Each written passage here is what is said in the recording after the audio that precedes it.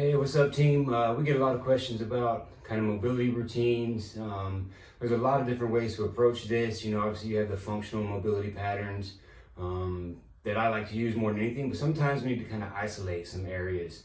And we have four big ones that I'm going to go over. Today we'll go over just one of them, but we got the shoulder and sort of the rib cage area.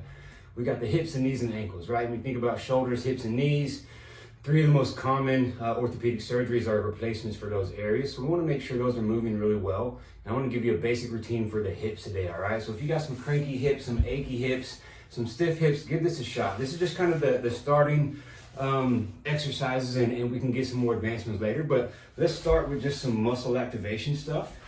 So first, kind of come right here. Put your thumb in your little hip pocket so you can feel these muscles turning on. And we're just gonna open the hip up nice and slow. And you can see once you hit in range, for me, he's kind of getting right there. My partner always makes fun of me because my hips are kind of tight, just like everything else on me is kind of tight.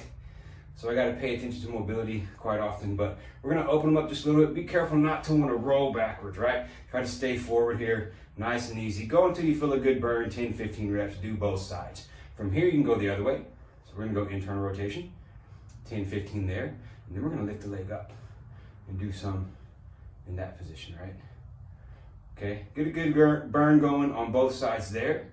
We wanna roll over onto our back. Start by just turning the glutes on, right? Both of them at the same time. Couple squeezes, couple holds, get them going. See if you can isolate left, right, left, right.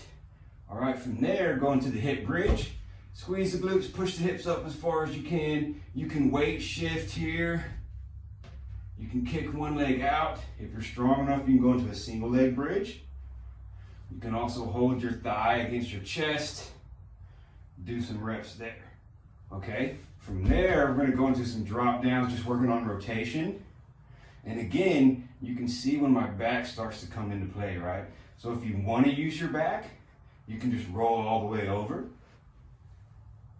If you want to isolate the hip, you got to realize when your back's coming off the ground, right? Mine don't go very far.